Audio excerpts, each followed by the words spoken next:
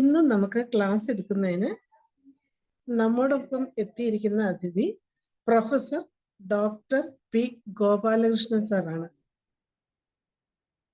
Master in public health, PhD, അതുപോലെ dementia MSc UK നിന്നും എടുത്തിട്ടുള്ള സാറ് തികഞ്ഞും ഒരു ഹോമിയോപ്പതി സ്നേഹിയാണ്.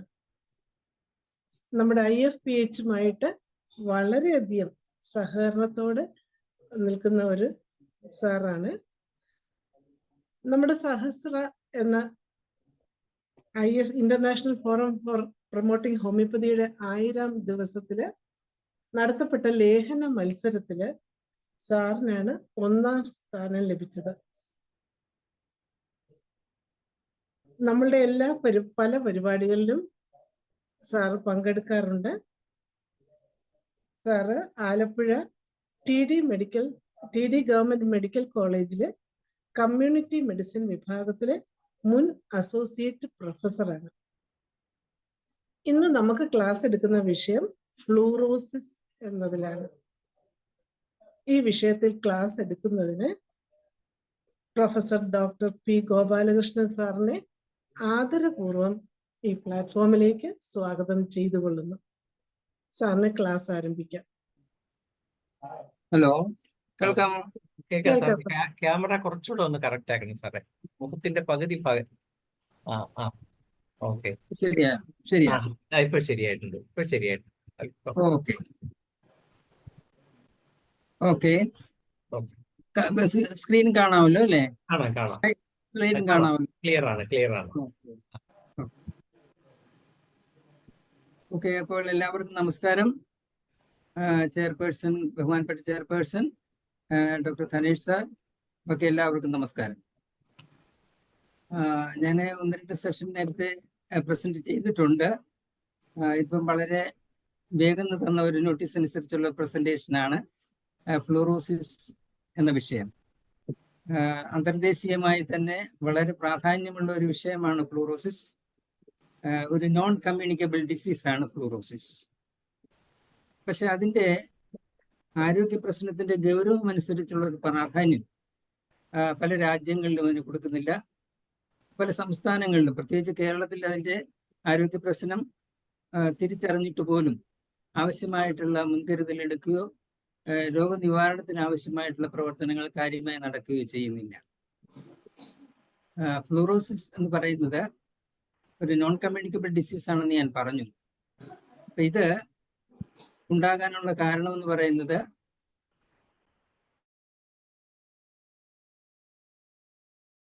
നമസ്കാരം. നമ്മൾ അന്ന് സംസാരിച്ച ഫ്ലൂറോസിസ് പൊതുവെ ഞാൻ മനസ്സിലാക്കിയിരിക്കുന്നത് ക്ലോറിൻ ചേർന്ന വാട്ടർ ഉപയോഗിക്കുന്നത് കൊണ്ടാണെന്നാണ് ഞാൻ മനസ്സിലാക്കിയിരിക്കുന്നത് കൂടുതലായിട്ടും. അങ്ങനെ വരുമ്പോൾ നമ്മളുടെ പല്ലിൻ്റെ ഇനാമൽ പോവുകയും അതിൽ നിന്നും ആണ് ഈ ഒരു കംപ്ലൈൻറ്റ് വരികയും ചെയ്യുന്നത്. പൊതുവെ ഞാൻ അങ്ങനെയുള്ള ഇത് വരുമ്പോൾ സാധാരണ നമ്മളുടെ മെഡിസിൻസ് അത് കൂടുതലും വരുന്നത് ഒരു വെള്ള കളറോ അല്ലെങ്കിൽ ബ്രൗൺ കളറിലോ ആയിരിക്കും അത് വരാറ്. അപ്പോൾ ഫ്ലൂറൈഡ് കൂടുതലായിട്ട് ഉപയോഗിക്കുന്നത്. അപ്പം നമ്മൾ എല്ലാവരും തന്നെ ഇപ്പം അതായത് ഞങ്ങൾ നേരത്തെ അപ്പൊ കിണറ്റിലെ വെള്ളമാണ് ഉപയോഗിച്ചുകൊണ്ടിരുന്നത്. ഇപ്പം ടൗണിലേക്ക് വന്നപ്പോൾ നമുക്ക് ബോർവെൽ വാട്ടർ യൂസ് ചെയ്യാനുള്ളൊരു സാഹചര്യം ആണ് ഉണ്ടായത്. അതുകൊണ്ട് നമ്മൾ എല്ലാവരും തന്നെ ഞങ്ങൾ ജപ്പാൻ വെള്ളത്തിനെ ആശ്രയിക്കേണ്ടി വന്നു. പക്ഷെ ഇപ്പം ഞങ്ങൾ കുടിക്കാനും കുക്കിങ്ങിനും ഒക്കെ മഴവെള്ള സംഭരണിയുണ്ട്. അപ്പൊ ആ ഒരു മഴവെള്ളത്തിനെയാണ് നമ്മൾ ആശ്രയിക്കുന്നത്. എങ്കിലും നമ്മൾ ഇടയ്ക്കെങ്കിലും ഒക്കെ ഇതുപോലെ ഉള്ള ജപ്പാൻ വെള്ളവും ഒക്കെ ആശ്രയിക്കേണ്ടി വരുന്നത് കൊണ്ടാണ് ഇങ്ങനെയുള്ള കംപ്ലൈന്റ് വരുന്നത്. കൂടുതലും കുഞ്ഞുങ്ങൾക്കോ അല്ലെങ്കിൽ ചെറുപ്പക്കാർക്കോ ഒക്കെ അല്ലെങ്കിൽ വലിയവർക്ക് തന്നെയും ഒരു വൈറ്റ് അല്ലെങ്കിൽ ഒരു ബ്രൗൺ കളറിലെ ഒരു പ്ലേക്ക് പോലെയോ അല്ലെങ്കിൽ ഒരു ഇനാമൽ പോയ ഒരു അവസ്ഥയാണ് കാണുന്നത്. അപ്പൊ അങ്ങനെയുള്ള സാറ് വരുന്നവരെ നമുക്ക് സംസാരിക്കാം. പിന്നെ അപ്പം ആസിഡ് ഫ്ലൂർ കൊണ്ട് നല്ലൊരു വ്യത്യാസം ഞാൻ കണ്ടിട്ടുണ്ട് പല പേഷ്യൻസിനും. കുഞ്ഞുങ്ങൾക്കൊന്നും ഒക്കെ കൊടുത്ത് ആസിഡ് ഫ്ലൂർ നല്ലൊരു വ്യത്യാസം തന്നെയാണ് വരുന്നത്. അപ്പോൾ ഈ ഒരു ഇനാമൽ പോവുകയൊക്കെ ചെയ്യുന്ന അവസരങ്ങളിൽ പല്ലിന് ബലക്ഷയം വരികയും അങ്ങനെ വേദന വരികയും നമുക്കത് മനസ്സിലാക്കാൻ കഴിയും. പിന്നെ ഫ്ലോർ 30 മാഡം ഞാൻ സാധാരണ കൊടുത്തിട്ടുള്ളത്. അതെനിക്ക് റിസൾട്ട് കാണുകയും ചെയ്തിട്ടുണ്ട്. ഡിസ്പെൻസറികളുടെ ഇങ്ങനെയുള്ള കേസുകൾ വരുമ്പം അങ്ങനെ കൊടുത്തൊരു റിസൾട്ട് കിട്ടുകയും ചെയ്ത ഇതാണ്. ആസിഡ് ആണ് ഞാൻ കൂടുതലും കൊടുത്തിട്ടുള്ളത്. പിന്നെ ശരിക്കും പറഞ്ഞാൽ ഒരു പുളിപ്പോ അങ്ങനെ എന്തെങ്കിലുമൊക്കെ വരുവാണെങ്കിലും പൊതുവേ പേഷ്യൻസ് നമ്മളോടൊരു കോസ്മെറ്റിക് പ്രോബ്ലം ആയിട്ടാണ് ഇത് പറയാറുള്ളത്.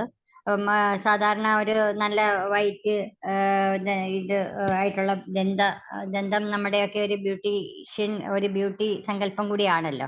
അപ്പൊ ആസിഡ് ഫ്ലൂർ ആണ് എനിക്ക് കൂടുതലായിട്ടും വന്നത്. കാൽക്കുലേറ്റ് 30 ആണ് കൊടുത്തത്. പിന്നെ ഒരു ബ്ലാക്കോ അല്ലെങ്കിൽ ഒരു ബ്രൗൺ കളറോ ഒക്കെ വരുമ്പോൾ നമുക്ക് എല്ലാവർക്കും അറിയാവുന്ന പോലെ തന്നെ സ്റ്റാഫിസാഗ്രിയ യൂഷ്വലി ഒരു ബ്രൗൺ സ്ട്രീക്സ് പോലെയോ ലൈൻ പോലെയോ ഒക്കെ വരുവാണെങ്കിൽ സ്റ്റാഫിസാഗ്രിയ കൊണ്ട് നല്ല റിസൾട്ട് എനിക്ക് കിട്ടിയിട്ടുണ്ട് പല. ഇപ്പൊ ഈവൻ കുഞ്ഞുങ്ങൾക്കൊക്കെ ആണെങ്കിൽ പോലും ഇന്നലെ തന്നെ ഒരു കുട്ടി ഇന്നലെയാണോ ഇന്നാണോ എന്ന് പറഞ്ഞു രാവിലെ വന്നത്, ഒരു കുഴപ്പമില്ല നമ്മ പറഞ്ഞെങ്കിലും വാ തുറന്നു നോക്കിയപ്പം പല്ലുകൾ ഒന്നും തന്നെ ഇല്ല, ശരിക്കും മോണ മാത്രമേ ഉള്ളൂ. അപ്പൊ ആ ഒരു കേസിലൊക്കെ കൂടുതലും ഞാൻ ഇതാണ് സ്റ്റാഫിസാഗ്രിയാണ് കൊടുക്കാറുള്ളത്. പിന്നെ നമ്മൾ അന്ന് പറഞ്ഞതിൽ അന്ന് ദന്തരോഗങ്ങളുടെ കാര്യം പറഞ്ഞപ്പോൾ കുറച്ചും കൂടെ കാര്യങ്ങൾ പറയാനുണ്ടായിരുന്നു. അന്ന് തന്നെ ദേവൻ ഡോക്ടർ പറഞ്ഞ കാര്യങ്ങൾ, അതായത് പല്ലിൽ നിന്നും ചെവിയിലോട്ട് വേദന പോകുന്നതിന് ഫൈറ്റിലൊക്കെ മെർസോള് അതന്ന് അദ്ദേഹം വിട്ടുപോയിരുന്നു. അപ്പം അങ്ങനെ ഒരു കാര്യം. പിന്നെ ക്യാരീസ് വന്നു കഴിഞ്ഞാലും എനിക്കും ഈ പറഞ്ഞതുപോലെ ഒരുപാട് കൺഫ്യൂഷൻസ്, അതായത് ഈ പല്ലിന് ഇപ്പം റീസെന്റ് ആയിട്ട് ഒരുപാട് പേര് വരുന്നെന്നുണ്ടെങ്കിൽ എനിക്ക് അതിനകത്തൊരു വളരെ വലിയൊരു സക്സസ് എനിക്ക് ഇതുവരെ കിട്ടിയിട്ടില്ല. പിന്നെ ഒരു പ്ലെൻഡാഗോ ടിഞ്ചറൊക്കെ കൊടുത്ത് എസ്റ്റഡൽ ആപ്ലിക്കേഷൻ ആയിട്ടൊക്കെ കൊടുത്ത് പിന്നെ തൂജ കൊടുക്കാറുണ്ട്. പക്ഷെ എങ്കിലും ഒരു തൃപ്തിയോടെ ഒരു നല്ലൊരു കേസ് എന്ന് പറയാനായിട്ട് പല്ലുവേദനയ്ക്ക് എനിക്ക് അത്ര വലിയ റിസൾട്ട് കിട്ടിയിട്ടില്ല. പക്ഷെ ഫ്ലൂറോസിസിന് ഞാൻ ഈ മരുന്ന് കൊടുത്ത്, അതായത് മിക്കവാറും ആസിഡ് ഫ്ലൂർ 30 റിപ്പീറ്റഡ് ആയിട്ട് കൊടുക്കുകയും പിന്നെ കാൽക്കേരിയ ഫ്ലൂറും അതിന്റെ കൂടെ നമ്മുടെ സ്റ്റാഫിസാഗ്രിയും അതും 30 200 ആയിരിക്കും കൊടുക്കുന്നത്, റിപ്പീറ്റഡ് ആയിട്ട് കൊടുക്കാറുണ്ട്. അതുകൊണ്ട് റിസൾട്ട് കിട്ടിയിട്ടുണ്ട്. പല്ലുവേദനയ്ക്ക് ഞാൻ നമുക്കറിയാവുന്നതുപോലെ ഈ തൂജ, അതായത് ഡീക്കേഡ് ഹോളോ ടൂത്തിന് എനിക്ക് തന്നെ ഇപ്പൊ നമ്മൾ അന്ന് സംസാരിച്ച പല ഡോക്ടർമാരും ഒരു എക്സ്പീരിയൻസ് പറഞ്ഞു. നമുക്ക് എല്ലാവർക്കും തന്നെ, ഞാനും ഒരു സിവിയർ ആയിട്ടുള്ള പല്ലുവേദനയ്ക്ക് ഇടയ്ക്കിടയ്ക്ക് എന്താ പറയാ അനുഭവം വരുന്ന ഒരു ഡോക്ടറാണ്. അപ്പൊ ഞാനിപ്പം തൂജയിലാണ് നിൽക്കുന്നത്, അതായത് എൻ്റെ റൂട്ടാണ് ഡീക്കേ ആയിട്ടിരിക്കുന്നത്. അപ്പൊ തൂജ 10 നമ്പരൊക്കെ കഴിച്ചിട്ട് ഇങ്ങനെ നിൽക്കുകയാണ്. കഴിയുന്നതും ആ വായിലെ പല്ലുകൾ മെയിൻറ്റെയിൻ ചെയ്ത് പോകാൻ ആഗ്രഹത്തിലാണ് ഇരിക്കുന്നത്. പിന്നെ നമുക്ക് നോക്കാമെങ്കിൽ ഈ ഒരു ഫ്ലൂറോസിസ് വലിയ വേദനയൊന്നും ഉണ്ടാക്കാറില്ല നമുക്ക്. ഇത് ഞാൻ മുമ്പേ പറഞ്ഞ പോലെ ഒരു കോസ്മെറ്റിക് പ്രോബ്ലം ആയിട്ട് തന്നെ പോകുന്നതാണ്. പിന്നെ പല്ലുവേദനയ്ക്ക് എനിക്ക് കുറച്ചെങ്കിലും ഒരു ഇത് തോന്നിയിട്ടുള്ളത് ചെമ്മമുല, അത്രയ്ക്ക് ഇന്റൻസ് പെയിൻ ഉണ്ടെങ്കിൽ ചെമ്മമുല, പിന്നെ ആസ് യൂഷ്വൽ ക്രിയോസോട്ട്, ഇതൊക്കെ ഞാൻ പറയുന്നെങ്കിലും ഇടയ്ക്കിടയ്ക്ക് എനിക്ക് തോന്നുന്നു ഒരു പരിധി കഴിഞ്ഞാൽ ഒരു പല്ലിന്റെ റൂട്ട് ഒരു പരിധി കഴിഞ്ഞങ്ങ് ഡീക്കേഡ് ആവുകയാണെങ്കിൽ പിന്നെ അതിന്റെ ഒരു എക്സ്ട്രാക്ഷൻ തന്നെയായിരിക്കും നല്ലതെന്നാണ് ഞാൻ മനസ്സിലാക്കിയിരിക്കുന്നത്. അല്ലാതെ ഒരു പരിധി കഴിഞ്ഞാൽ നമ്മളുടെ ഒരു ഡീജനറേഷൻ വന്നു കഴിഞ്ഞാൽ പിന്നെ അത് മെയിൻറ്റെയിൻ ചെയ്ത് കൊണ്ടുപോകണ്ട. തന്നെയല്ല ഒരു റൂട്ട് കനാൽ ട്രീറ്റ്മെന്റ് ഒന്നും ഞാൻ അങ്ങനെ അഡ്വൈസ് ചെയ്യാറുമില്ല. റൂട്ട് കനാൽ ട്രീറ്റ്മെന്റ് RCT ചെയ്ത കേസുകളിൽ പല കേസുകളിലും പിന്നെ ഒരു ടെമ്പററി ആയിട്ടുള്ളൊരു ഇതേ വരാറുള്ളൂ. അത് കഴിഞ്ഞ് വീണ്ടും അത് പോവുകയും പിന്നെ വീണ്ടും നമ്മൾ പേഷ്യൻസിന് ഒന്നുകിൽ വേറെ എന്തെങ്കിലും ഒരു ഇത് അഡാപ്റ്റ് ചെയ്യുക, അല്ലെങ്കിൽ പിന്നെ എക്സ്ട്രാക്ഷൻ തന്നെ ഡിപ്പെൻഡ് ചെയ്യുകയും ചെയ്യേണ്ടി വരും. അപ്പോൾ എങ്കിലും റൂട്ട് കനാൽ ചെയ്ത് കഴിഞ്ഞതിന് ശേഷം നമുക്ക് മെഡിസിൻ ഉണ്ട്, ബെല്ലിസ്പെരിൻഡിസ് ആണ്, അത് 200 1 ഒക്കെ കൊടുക്കാം. പിന്നെ അന്ന് എല്ലാവരും തന്നെ പറഞ്ഞതുപോലെ ബ്ലീഡിങ്ങിന് ഞാൻ ക്രോട്ടാലിസ്, അതും എൻ്റെ കേസ് തന്നെയാണ് ഞാൻ പറയുന്നത്. അതാണ് ഇത്ര ഉറപ്പോടെ നമ്മൾ പറയുന്നത്. പേഷ്യൻസിന് നമ്മൾ കൊടുത്തു കഴിഞ്ഞാൽ അവർ കുറഞ്ഞു കഴിഞ്ഞാൽ പിന്നെ എന്തെങ്കിലും തിരിച്ചു വരുമ്പോഴല്ലേ നമുക്ക് അറിയാൻ സാധിക്കുകയുള്ളൂ നല്ലപോലെ മാറിയെന്ന്. ക്രോട്ടാലിസ് ഒറിഡസ് എനിക്ക് പല്ലിന്റെ ബ്ലീഡിങ്ങിന് ക്രോട്ടാലിസ് ഒറിഡസ് ഒറ്റ ഡോസ് തന്നെ കഴിച്ചപ്പോൾ തന്നെ 30 ആണ് ഞാൻ കഴിച്ചത്. നല്ല റിസൾട്ട്. അത് നമ്മുടെ സ്വന്തം അനുഭവമാകുമ്പോൾ നമുക്ക് ഇപ്പം അന്ന് പറഞ്ഞതുപോലെ ഫോസ്ഫറസും ഒക്കെ നല്ലതാണ്. ഫോസ്ഫറസും ഞാൻ കഴിച്ചിട്ടുണ്ട്. അപ്പം എനിക്കിങ്ങനെ അതുകൂടി ഞാൻ പറയാം. എനിക്കിങ്ങനെ ഒരു പല്ലിന് പ്രശ്നം വരാനുള്ള കാരണം കൺജനിറ്റൽ ആയിട്ട് എനിക്ക് ക്ലെഫ്റ്റ് പാലറ്റ് ഉണ്ടായിരുന്നു. അപ്പൊ അത് ടിപ്പിക്കലി അല്ല സോറി, അത് പ്യുവർലി ഒരു സർജിക്കൽ കേസ് തന്നെയാണ്. അപ്പൊ അന്ന് ജനിച്ച് 1-2 മാസത്തിനുള്ളിൽ തന്നെ എന്റെ പേരൻസ് അതെല്ലാം കറക്റ്റ് ചെയ്യുകയും ചെയ്തെങ്കിലും ക്ലെഫ്റ്റ് പാലറ്റ് ഉണ്ടായിരുന്നത് കൊണ്ട് നമുക്ക് എല്ലാവർക്കും അറിയാവുന്ന പോലെ തന്നെ ആ ഒരു മാക്സിലറി ഗ്രോത്ത് ഒന്നും കറക്റ്റ് ആകാതിരുന്നത് കൊണ്ട്. സാറ് വന്നെന്ന് തോന്നല്ലോ മാഡം? വന്നിട്ടുണ്ട് സാർ, കയറുന്നുണ്ട്. ആ, അതുകൊണ്ടാണ് എനിക്ക് പ്രോപ്പർ ഒരു ഡെന്റീഷൻ വന്നിട്ടില്ല. അതിൻ്റെതായ ഒരു കോൺസിക്വൻസ് ആണ് എനിക്ക് പല്ലിന് ഈ കാരീസ് ഒക്കെ വരാനുള്ള ഒരു കാരണം. സാറ് ജോയിൻ ചെയ്തിട്ടുണ്ടെങ്കിൽ പിന്നെ സാറ് സംസാരിച്ചോട്ടെ. സോ ഞാൻ നേരത്തെ പറഞ്ഞതുപോലെ ഫ്ലൂറോസിസ് ഒരു നോൺ കമ്മ്യൂണിക്കബിൾ ഡിസീസ് ആണ്. നമ്മുടെ ഉള്ളിൽ പോകുന്ന ഫ്ലൂറൈഡിന്റെ അംശം കൂടുന്നതുകൊണ്ടുണ്ടാകുന്ന ആരോഗ്യ പ്രശ്നമാണ്. അത് ഫ്ലൂറോസിസ് എന്ന് പറയുമ്പോൾ പല്ലിനുണ്ടാകുന്ന ഫ്ലൂറോസിസ്, എല്ലിനുണ്ടാകുന്ന ഫ്ലൂറോസിസ്, നോൺ സ്കെലിറ്റൽ മാനിഫെസ്റ്റേഷൻസ് എന്ന് പറയുന്ന മൂന്നാമതൊരു വിഭാഗം നമ്മുടെ സോഫ്റ്റ് ടിഷ്യൂസ് ഓർഗൻസിന് വരുന്ന പ്രശ്നങ്ങൾ. അങ്ങനെ ലോകത്ത് 25 രാഷ്ട്രങ്ങളിൽ ഒരു മേജർ ആരോഗ്യ പ്രശ്നമായി നിലനിൽക്കുന്നതാണ് ഫ്ലൂറോസിസ്. ഇന്ത്യയെ സംബന്ധിച്ചിടത്തോളം നമുക്ക് 35 സ്റ്റേറ്റ്സ്, യൂണിയൻ ടെറിട്ടറീസ് ഉള്ള കൂട്ടത്തിലെ 20 സംസ്ഥാനങ്ങളിലും ഫ്ലൂറൈഡ് ആരോഗ്യ പ്രശ്നമായി നിലനിൽക്കുകയാണ്. എസൻഷ്യൽ എലമെന്റ് ആണ്, പക്ഷെ ഇത് കൂടിയാൽ പ്രശ്നം, കുറഞ്ഞാൽ പ്രശ്നം. അതുകൊണ്ട് ഇതിനെ ഒരു ഡബിൾ എഡ്ജഡ് സോർഡ് എന്ന് പറയാറുണ്ട്. കൂടിയാൽ എന്താണ് പ്രശ്നം? കൂടിയാൽ dental fluorosis, skeletal fluorosis, non skeletal manifestations. കുറഞ്ഞു കഴിഞ്ഞാൽ ഡെന്റൽ കേരീസ്. അതിന്റെ കാരണം എന്താണെന്ന് ചോദിച്ചാൽ ഇനാമിലിന്റെ മോഡിഫിക്കേഷൻസിനും ഇനാമിലിന്റെ കാൽസിഫിക്കേഷനും ആവശ്യമായിട്ടുള്ള ഒരു ഘടകമാണ് ഫ്ലൂറൈഡ് എങ്കിലും അത് കുറഞ്ഞു കഴിഞ്ഞാൽ കാൽസിഫിക്കേഷൻ ദുർബലമാവുകയും ഡെന്റൽ കേരീസ് അഥവാ നമ്മുടെ നാട്ടിൽ പുഴുപ്പൽ എന്ന് പറയുന്ന ഡെന്റൽ ഡീക്കേ ഉണ്ടാകുന്നതിനും അത് കാരണം. അപ്പൊ അങ്ങനെ ഒരു ഡബിൾ എഡ്ജഡ് സോർഡ് എന്നുള്ള രൂപത്തിലാണ് ഇത് അറിയപ്പെടുന്നത്. ഓപ്റ്റിമം ഫ്ലൂറൈഡ് ലെവൽ നമുക്ക് കുടിവെള്ളത്തിൽ വേണ്ടത് 1 ppm ആയിട്ടാണ് റെക്കമെൻഡ് ചെയ്തിരിക്കുന്നത്. 1 ppm എന്ന് പറഞ്ഞാൽ 1 parts per million എന്ന് പറയുമ്പോൾ 1 ലിറ്ററിന് 1 മില്ലിഗ്രാം ഫ്ലൂറൈഡ് മതിയാകും.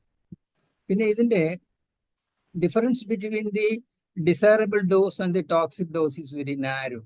അതായത് നമുക്ക് വേണ്ട ഫ്ലൂറൈഡും കൂടുതലാകുന്ന നമ്മളുടെ വിടവെന്ന് പറയുന്നത് വളരെ ചെറിയ ഒരു കാര്യമാണ്, വളരെ ചെറിയ ഒരു നേരിയ വിടവാണ്. അല്പം കൂടി കഴിഞ്ഞാൽ തന്നെ പ്രശ്നമാണ്, കുറഞ്ഞാലും പ്രശ്നം. അപ്പോൾ ഫ്ലൂറോസിസ് തടയുന്നതിന് വളരെ ഫലപ്രദമായി ചെയ്യാൻ കഴിയുന്ന കാര്യം എന്ന് പറയുന്നത് ഫ്ലൂറൈഡ് കൂടുതലുള്ള പ്രദേശങ്ങളിൽ വെള്ളം ഡീഫ്ലൂറിഡേറ്റ് ചെയ്ത് വിതരണം ചെയ്യുക എന്നുള്ളതാണ്. അതുപോലെ തന്നെ ഫ്ലൂറൈഡ് വളരെ കുറഞ്ഞ പ്രദേശങ്ങൾ, പ്രത്യേകിച്ച് അമേരിക്കൻ ഐക്യനാടുകൾ, കാനഡ തുടങ്ങിയ രാജ്യങ്ങളിലൊക്കെ ഫ്ലൂറോസിസ് വളരെ ആരോഗ്യ പ്രശ്നമല്ല, നേരെ മറിച്ച് ഡെന്റൽ ഡീക്കേ അഥവാ ഡെന്റൽ കേരീസ് ഒരു ആരോഗ്യ പ്രശ്നമായിട്ട് നിലനിൽക്കുമ്പോൾ അവിടെ വെള്ളം ഫ്ലൂറിഡേറ്റ് ചെയ്ത് വിതരണം ചെയ്യും. അങ്ങനെയാണ് അവർ ചെയ്യുന്നത്. അപ്പം ഫ്ലൂറിഡേറ്റ് ചെയ്ത് വെള്ളം വിതരണം ചെയ്യുക, അതോടൊപ്പം തന്നെ വെള്ളത്തിലെ ഡെന്റൽ പ്രോഡക്ട്സ് ഉപയോഗിക്കുക.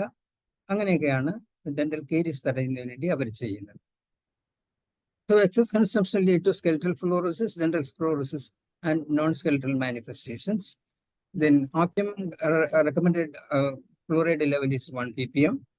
Then fluorosis was first reported in India from Nellore district of Andhra Pradesh in 1937. ആദ്യമായിട്ട് ഇന്ത്യയിൽ ഫ്ലൂറോസിസ് നോട്ട് ചെയ്യുന്നത് നെല്ലൂർ ഡിസ്ട്രിക്ട് ആന്ധ്രാപ്രദേശിലാണ്. ആന്ധ്രാപ്രദേശിലാണ് ഏറ്റവും കൂടുതൽ ഫ്ലൂറോസിസ് കാണുന്നത്. The worst affected areas are Nalgonda and Prakasam districts of Andhra Pradesh.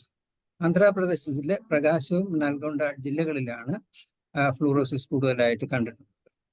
അതുകൂടാതെ ഇന്ത്യയിൽ നമുക്ക് മറ്റ് സംസ്ഥാനങ്ങളിൽ ഫ്ലൂറൈഡ് അഫക്റ്റഡ് ഏരിയ എന്ന് പറയുന്നത് ആന്ധ്രാപ്രദേശ് കൂടാതെ ഹരിയാന, കർണാടക, പഞ്ചാബ്, രാജസ്ഥാൻ, ഗുജറാത്ത്, തമിഴ്നാട്, കേരളത്തിന്റെ ചില ഭാഗങ്ങൾ. In Kerala, Alappuzha and Palakkad endemic fluorosis.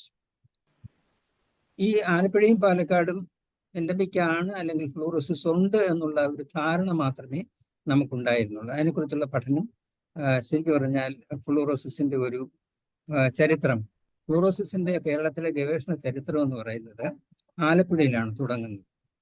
ഞാൻ ആലപ്പുഴ മെഡിക്കൽ കോളേജിൽ ലെക്ചററായി ജോലി ചെയ്യുന്ന കാലത്ത് എൻ്റെ ക്ലാസ്സിനോടൊപ്പം തന്നെ മെഡിക്കൽ വിദ്യാർത്ഥികളുടെ ക്ലാസ്സിനോടൊപ്പം തന്നെ പബ്ലിക് ഹെൽത്ത് എഡ്യൂക്കേഷൻ ഞാൻ നടത്തിയിരുന്നു. അപ്പൊ അങ്ങനെ public health education Alappuzha municipal ഏരിയയിലെ തിരുവാമ്പാടി പ്രദേശത്ത്, പഴവീട് പ്രദേശത്ത് ഒരു ക്ലാസ്സിന് പോയപ്പോൾ അംഗനവാടിയിലെ ഒരു ടീച്ചറാണ് പറഞ്ഞത്, ഇവിടുത്തെ കുട്ടികൾക്ക് പല്ലിന് ഒരു മഞ്ഞ നിറം ഉണ്ടെന്ന് പറഞ്ഞു. അപ്പൊ ഇത് എന്താണെന്ന് അറിയുമോ എന്ന് ചോദിച്ചപ്പോൾ ശരിക്കും പറഞ്ഞാൽ എനിക്ക് അതിനെ കുറിച്ച് അറിഞ്ഞുകൂടാ. 1989-90 കാലഘട്ടത്തിലാണ് ഇത് ചോദിക്കുന്നത്. അപ്പോൾ കോളേജിൽ വന്ന് ഇതിനെക്കുറിച്ച് അന്വേഷിച്ചു, നമ്മുടെ സുഹൃത്തുക്കളുമായിട്ട് സംസാരിച്ചു, കൂടുതൽ ലിറ്ററേച്ചർ നോക്കി കണ്ടുപിടിച്ചപ്പോഴത്തേക്ക് മനസ്സിലായതാണ് ഇത് ഫ്ലൂറോസിസ് എന്ന് പറയുന്ന ഒരു ഗുരുതരമായ ആരോഗ്യ പ്രശ്നമാണ് നമുക്ക് മനസ്സിലാക്കുന്നത്. അപ്പോ ഇതിനെക്കുറിച്ച് ഒരു അന്വേഷണം നടത്താം എന്നുള്ള രീതിയിലാണ് 1988 ഞാൻ മാസ്റ്റർ ഓഫ് പബ്ലിക് ഹെൽത്തിന് ചേരുമ്പോൾ ശ്രീധർ തിരുനാൾ ഇൻസ്റ്റിറ്റ്യൂട്ടിൽ മാസ്റ്റർ ഓഫ് പബ്ലിക് ഹെൽത്തിന് ചേർന്നപ്പോഴത്തേക്ക് ഇത് തന്നെ ഒരു പ്രോജക്റ്റ് ആയിട്ട് എടുക്കുകയും അമ്പലപ്പുഴ താലൂക്കിലെ 1140 വിദ്യാർത്ഥികളുടെ സയന്റിഫിക് റാൻഡം സാമ്പിളിംഗ് നടത്തിയിട്ട് അവരിൽ എത്രമാത്രം ഡെന്റൽ ഫ്ലൂറോസിസ് ഉണ്ടെന്ന് അന്വേഷിക്കുകയും ചെയ്തു. അപ്പോഴാണ് കണ്ടെത്തുന്നത് 35.6% കുട്ടികൾക്ക് 10-നും 15-നും ഇടയ്ക്ക് പ്രായമുള്ള കുട്ടികൾക്ക് ഡെന്റൽ ഫ്ലൂറോസിസ് ഉണ്ടെന്ന് ആദ്യമായി കണ്ടെത്തുന്നത്. അപ്പൊ ഇതാണ് കേരളത്തിലെ ഫ്ലൂറോസിസിന്റെ ആദ്യ ചരിത്രം. ഈ ലേഖനം 1990 നാഷണൽ മെഡിക്കൽ ജേർണൽ ഓഫ് ഇന്ത്യയിൽ പ്രസിദ്ധീകരിച്ചു. തായ്ലൻഡിൽ ബാങ്കോക്കിൽ ഇത് പ്രസന്റ് ചെയ്തു. അങ്ങനെ അമ്പലപ്പുഴയിൽ ആദ്യമായി ഡെന്റൽ ഫ്ലൂറോസിസ് ഉണ്ടെന്ന് കണ്ടെത്തിയത് അങ്ങനെയാണ്. അത് കഴിഞ്ഞാണ്ട് 10 വർഷത്തിന് ശേഷം 2008 കേരള വ്യാപകമായി ഫ്ലൂറോസിസ് എത്രമാത്രം ഉണ്ടെന്നുള്ള പഠനം നടത്താനായിട്ട് ആലപ്പുഴയും പാലക്കാടും എൻഡമിക് ആണെന്നുള്ളതുകൊണ്ട് ആലപ്പുഴയ്ക്ക് കൺട്രോൾ ജില്ലയായിട്ട് കൊല്ലവും പാലക്കാടിന്റെ കൺട്രോൾ ജില്ലയായിട്ട് തൃശ്ശൂരും എടുത്തിട്ട് നമ്മൾ വീണ്ടും കേരള വ്യാപകമായി ഏതാണ്ട് 5000 വിദ്യാർത്ഥികളിൽ ഈ ഏജ് ഗ്രൂപ്പിൽ തന്നെ 10-നും 15-നും ഇടയ്ക്കുള്ള പ്രായമുള്ള കുട്ടികളിൽ പഠനം നടത്തിയപ്പോഴത്തേക്ക് കണ്ടെത്തിയത് ഫ്ലൂറോസിസ് കുറച്ചുകൂടെ കൂടുതലാണ്. അത് വേറൊരു കാര്യമാണ്. അതായത് ഫ്ലൂറോസിസ് ഉള്ള ഒരു പ്രദേശത്തുണ്ടെങ്കിൽ വർഷം കഴിയും തോറും അതിൻ്റെ എൻഡമിസിറ്റി അല്പം കൂടി വരും എന്നുള്ളതാണ് ഒരു കാര്യം. അങ്ങനെ നോക്കുമ്പോൾ നമുക്ക് ആലപ്പുഴയിൽ 35.6% ഡെന്റൽ ഫ്ലൂറോസിസ് ഉണ്ടായിരുന്നത് 37.2% കണ്ടു. അതോടൊപ്പം തന്നെ പാലക്കാട് 39.4% കാണുകയുണ്ടായി. അപ്പൊ അങ്ങനെയാണ് നമുക്ക് കേരളത്തിന്റെ ഡെന്റൽ ഫ്ലൂറോസിസിന്റെ ഒരു ഗവേഷണ ചരിത്രത്തെ കുറിച്ച് നമുക്ക് പറയാനുള്ളത്. പിന്നെ ഇത് ഡെന്റൽ ഫ്ലൂറോസിസ് ബാധിച്ച ഒരു കുട്ടിയുടെ പല്ലാണ് കാണുന്നത്. അതായത് പല്ലിന് ആദ്യം ചോക്കിന്റെ നിറത്തിലുള്ള വെള്ള പാടുകൾ ഉണ്ടാകും. അത് കഴിഞ്ഞ് ഇത് കുറച്ചുകൂടെ സിവിയറായിട്ട് ഗ്രേഡ് 1 കഴിഞ്ഞ് ഗ്രേഡ് 2 ആകുമ്പോഴത്തേക്ക് കുറെ കൂടെ ഒരു മഞ്ഞ നിറത്തിലുള്ള ബ്രാൻഡ്സും മഞ്ഞ പിഗ്മെന്റേഷനും ഒക്കെ ഉണ്ടാകും. കുറച്ചുകൂടെ സിവിയർ ആകുമ്പോഴത്തേക്ക് അത് ബ്ലാക്ക് നിറമായിട്ട് പൊട്ടിപ്പോകുന്നൊരവസ്ഥ പോലെ വരികയും ചെയ്യും. അപ്പൊ ഇത് ഒരു ഈസ്തറ്റിക് സെൻസ്, സൗന്ദര്യത്തിന്റെ ഒരു കാര്യമായിട്ട് കുട്ടികൾക്ക് പലപ്പോഴും തോന്നാറുണ്ട്. കാരണം ഇങ്ങനെ പല്ല് മോശമായിട്ടുള്ള കുട്ടികൾ, വൃത്തികേട് ആയിട്ടിരിക്കുന്ന പല്ലുകളിലും ചിരിക്കാനായിട്ട് പ്രയാസം, അവര് ഇൻട്രോവെർട്ടായിട്ട് മാറുക, അന്തർമുഖരായിട്ട് മാറുക, മറ്റുള്ളവരോട് സംസാരിക്കാൻ മടിക്കുക, ചിരിക്കാൻ മടിക്കുക, മറ്റുള്ളവരെ മിങ്കിൾ ചെയ്യാൻ മടിക്കുക, ഇങ്ങനെയുള്ള ഒരു സൈക്കോളജിക്കൽ പ്രോബ്ലവും പലപ്പോഴും ഈ ഒരു ആരോഗ്യ പ്രശ്നം ഉണ്ടാക്കാറുണ്ട്. കുട്ടികളിൽ ഇങ്ങനെ പല്ലിന് ഫ്ലൂറോസിസ് ഉണ്ട് എന്നുള്ളത് ഒരു ഇൻഡിക്കേഷൻ മാത്രമാണ്. സമൂഹത്തിലെ ഫ്ലൂറോസിസ് ഉണ്ട് എന്നുള്ളതിൻ്റെ ഒരു ഇൻഡിക്കേഷനാണ്. സ്കെൽറ്റൽ ഫ്ലൂറോസിസ് ഇതുപോലെ എക്സ്റ്റേണൽ ആയിട്ട് പുറമെ നമുക്ക് കാണാൻ പറ്റത്തില്ല. പക്ഷേ അവിടെ എന്താ ആരോഗ്യ പ്രശ്നം ചോദിച്ചാൽ എല്ല് കാൽസിഫിക്കേഷൻ വളരെ കൂടുതൽ ആകുകയും എല്ല് വിരൂപമായി വളരുകയും, അങ്ങനെ വരുമ്പോൾ നമ്മുടെ നെക്ക് റിജിഡിറ്റി, കഴുത്തിന്റെ ഭാഗത്ത് നെർവിനെ പ്രസ് ചെയ്തിട്ട് അത് നെക്ക് റിജിഡിറ്റി ആയിട്ട് മാറുക, ശക്തമായ പെടലി വേദന ഉണ്ടാവുക, വെട്ടിപ്പിറക്കോളത്തിനകത്തുള്ള കശേരുക്കൾ നമ്മുടെ ഈ സ്പൈനൽ കോഡിനെ പ്രസ് ചെയ്യുമ്പോഴത്തേക്ക് വളരെ സിവിയർ ആയിട്ടുള്ള വേദന ഉണ്ടാവുക, അതുപോലെ തന്നെ കൈമുട്ടിനും കാൽമുട്ടിനും ഒക്കെ എല്ലിന്റെ പ്രശ്നങ്ങൾ ന്യൂറോളജിക്കൽ പ്രോബ്ലംസോട് കമ്പൈൻ ചെയ്തുണ്ടാകുന്നതാണ് വളരെ കൂടുതലായിട്ടുള്ള ഒരു ആരോഗ്യ പ്രശ്നം. ഇവിടെ പലപ്പോഴും ഓർത്തോപീഡീഷ്യൻസ് വേദന സംഹാരി കൊടുക്കുകയും ചികിത്സിക്കുകയൊക്കെ ചെയ്താൽ ഈ ആരോഗ്യ പ്രശ്നം ഒട്ടും തന്നെ മാറുകയില്ല. അപ്പൊ അത് ആരോഗ്യ പ്രശ്നമായിട്ട് തന്നെ നിലനിൽക്കുകയും ചെയ്യും. പിന്നെ നോൺ സ്കെലിറ്റൽ മാനിഫെസ്റ്റേഷൻസ് എന്ന് പറയുമ്പോഴത്തേക്ക് ആന്തരികമായിട്ടുള്ള പല അവയവങ്ങൾക്കും കിഡ്നി, സ്പ്ലീൻ ഇങ്ങനെയുള്ള അവയവങ്ങൾക്ക് കേട് സംഭവിക്കുകയും ആരോഗ്യ പ്രശ്നം ഉണ്ടാക്കുകയും ചെയ്യും. അതുപോലെ തന്നെ വളരെ ഗുരുതരമായിട്ടുള്ള ഒരു കാര്യം പറയാനുള്ളത് മെയിൽ ഇൻഫെർട്ടിലിറ്റിയാണ്, പുരുഷവന്ധ്യത. അതായത് സാധാരണഗതിയിൽ ഒരു ഹെഡും 2 ടെയിലുമാണ് സ്പേമെങ്കിൽ ഫ്ലൂറോസിസ് ബാധിതമായിട്ടുള്ള പ്രദേശങ്ങളിൽ പുരുഷന്മാർക്ക് 2ഉം 3ഉം ഹെഡും അതുപോലെ തന്നെ കൂടുതൽ ടെയിൽസുമായിട്ട് മാറിയിട്ട് ഇത് ഫെർട്ടിലൈസേഷൻ നടക്കത്തില്ല. അങ്ങനെ വരുമ്പോൾ ഫ്ലൂറോസിസ് എൻഡമിക് പ്രദേശത്ത് മെയിൽ ഇൻഫെർട്ടിലിറ്റിക്കുള്ള ഏറ്റവും പ്രധാനമായിട്ടുള്ള ഒരു കാരണമായിട്ട് നമുക്ക് പറയാവുന്നതാണ് ഫ്ലൂറോസിസിന്റെ പ്രശ്നം. പിന്നെ ഈ ചിത്രത്തിൽ നമ്മൾ കാണുന്ന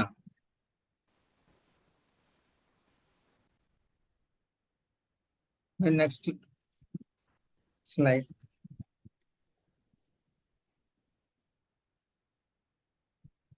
ഇത് സ്കെൽറ്റൽ ഫ്ലൂറോസിസ് ബാധിച്ചിട്ടുള്ള പ്രദേശങ്ങളിലെ ആളുകളുടെ കാലാണ്, അതായത് നീക്നോ, ബോലെഗിങ്, ഇതൊക്കെ.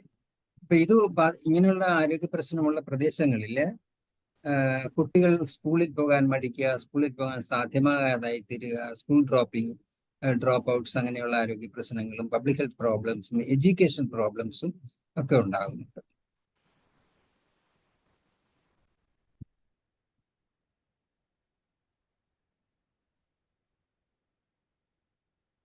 ഈ സ്ലൈഡ് നമ്മൾ ഡിസ്കസ് ചെയ്താണ്. Fluoridation essential element plays critical role in calcification of bones and teeth. Main dietary source of fluoride is drinking water എന്നൊക്കെ നമ്മൾ പറഞ്ഞതാണ്. Optimum fluoride level depending on the climatic conditions of different countries there is a variation in the requirement of fluoride in drinking water.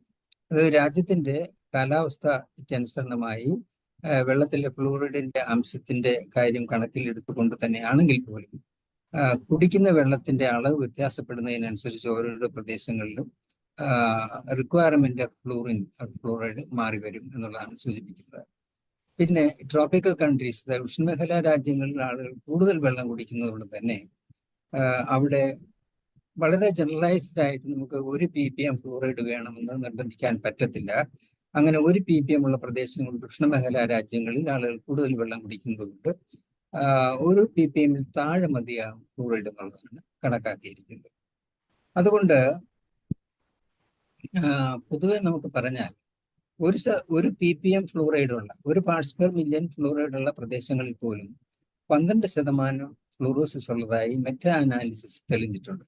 അതുകൊണ്ട് India പോലെയുള്ള രാജ്യങ്ങളിൽ നമുക്ക് 1 ppm എന്ന് പറയുന്നത് തന്നെ കൂടുതലാണ്. എൻ്റെ ഒരു കണക്കുകൂട്ടലനുസരിച്ചും അനുഭവം അനുസരിച്ചും 0.7 to 0.8% 8 ppm ഫ്ലൂറൈഡ് മതിയാകും നമുക്ക് healthy calcification of bones and ടീത്തിന്. അല്ലെങ്കിൽ അത് കുറച്ച് ഫ്ലൂറോസിസിന് കാരണമാകും.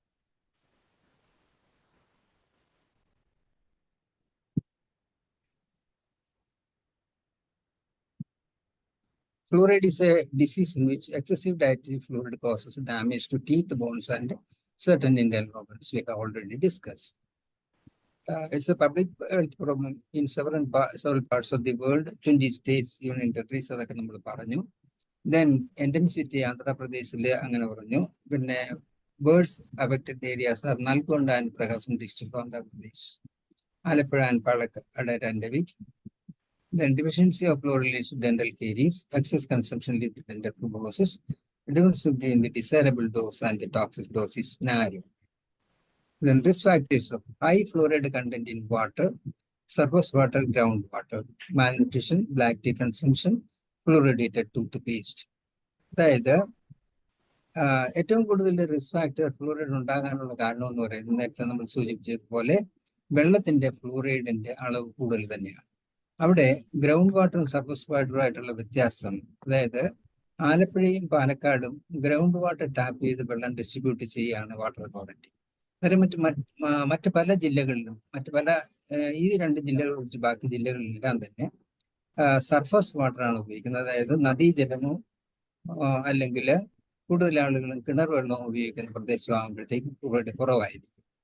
പിന്നെ മാൽന്യൂട്രീഷൻ, അതായത് കാൽഷ്യം, അയൺ, വൈറ്റമിൻ സി, ഇങ്ങനെയുള്ള ആഹാര പദാർത്ഥങ്ങൾ ഡെഫിഷ്യൻസി ഉണ്ടാകുമ്പോൾ അഥവാ പാവപ്പെട്ട ആളുകളിൽ ഫ്ലൂറോസിസ് കൂടുന്നതിനുള്ള കാരണങ്ങളാണ്. അതായത് പാലും പാൽപ്പുണ്യങ്ങളുടെ ഉപയോഗം കുറയുക, അതോടൊപ്പം തന്നെ വൈറ്റമിൻ സി ഉൾക്കൊള്ളുന്ന ഭക്ഷണ പദാർത്ഥങ്ങൾ, പഴവർഗ്ഗങ്ങൾ കുറച്ച് മാത്രം കഴിക്കാനുള്ള സാഹചര്യം ഉണ്ടായിത്തീരുക. ഇങ്ങനെയൊക്കെ വരുമ്പോഴത്തേക്ക് ഫ്ലൂറൈഡ് അറ്റാക്ക് കുറച്ചുകൂടെ കൂടും. അതുപോലെ തന്നെ black tea taking habit. Black tea എന്ന് പറയുമ്പോഴത്തേക്ക് കട്ടൻ ചായ എന്ന് പറയുമ്പോഴത്തേക്ക് പാലൊഴിക്കാതെ ചായ കുടിക്കുന്നതും അതുപോലെ തന്നെ സാമ്പത്തികമായി പിന്നോക്കം നിൽക്കുന്ന പ്രദേശങ്ങളുടെ ഒരു രീതിയാണല്ലോ. അപ്പോ കട്ടൻ ചായ, അത് black tea leaves contain more amount of fluoride. അപ്പൊ കടുംചായ കുടിക്കുന്നത് ഇത് ഒരു കൂനിന്മേൽ കുരു എന്നുള്ള രീതിയിലാകുകയാണ്.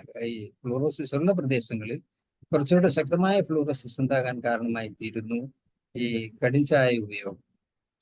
അത് പാലൊഴിച്ച് പ്രിപ്പയർ ചെയ്യുമ്പോഴത്തേക്ക് പാലും ചായയുമായിട്ട് ഉള്ള ഒരു പ്രിപ്പറേഷനിലെ അത്രയും കഠിനമായിട്ടുള്ളൊരു ആരോഗ്യ പ്രശ്നം ഉണ്ടാകത്തില്ല. കാരണം എന്താണെന്ന് വെച്ചാല് തേയിലയിലുള്ള ഫ്ലൂറൈഡ്, കാൽഷ്യം ഫ്ലൂറൈഡ് പാലിലുള്ള കാൽഷ്യമായിട്ട് ചേർന്നിട്ട് കാൽഷ്യം ഫ്ലൂറൈഡ് ആയിട്ട് കൺവേർട്ട് ചെയ്യപ്പെടുന്നത് കൊണ്ട് തന്നെ അത് നമുക്ക് വളരെ കൂടുതൽ ദോഷം ചെയ്യത്തില്ല.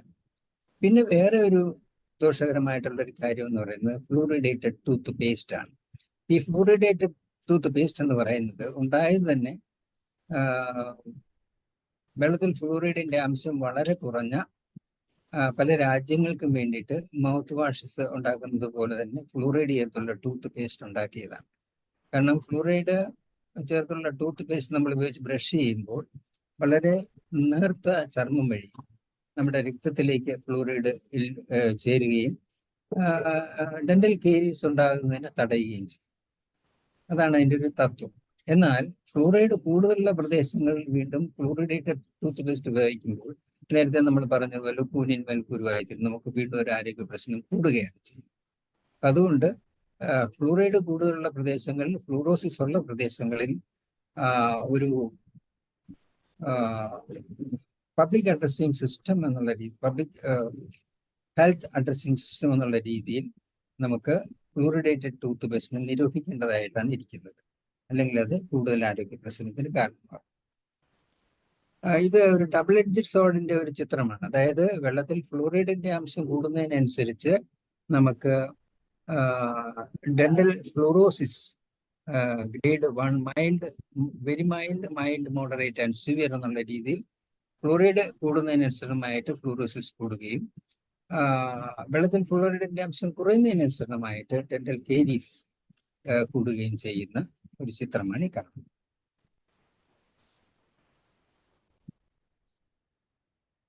ഇത് നമ്മൾ നേരത്തെ സൂചിപ്പിച്ച ഫ്ലൂറോസിന്റെ വിവിധ വശങ്ങളെ കുറിച്ചുള്ള കാര്യം. ദെൻ ഡെന്റൽ ഫ്ലൂറോസിസ് എന്ന് പറഞ്ഞാൽ എന്താണ്? Enamel loses lustre and become rough.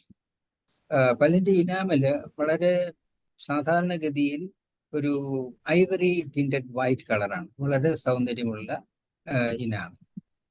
അതിന്റെ ലസ്റ്റർ, അതിന്റെ തിളക്കം നഷ്ടപ്പെട്ടിട്ട് മൂട്ടിൽ അപ്പിയറൻസ് ഉണ്ടാകുന്നു, ചോക്കി വൈറ്റ് പാച്ചസ് ഉണ്ടാകുന്നു, അതുപോലെ തന്നെ ബ്രൗൺ പിഗ്മെന്റേഷൻ ഉണ്ടാകുന്നു. മൂട്ടിലിംഗിന്റെ ബെസ്റ്റ് അപ്പർ ഇൻസിസേഴ്സ്, മുൻവശത്തെ പല്ലിനാണ് ഏറ്റവും കൂടുതൽ ഇങ്ങനൊരു മൂട്ടിലിംഗ് അപ്പിയറൻസ് കാണുന്നത്.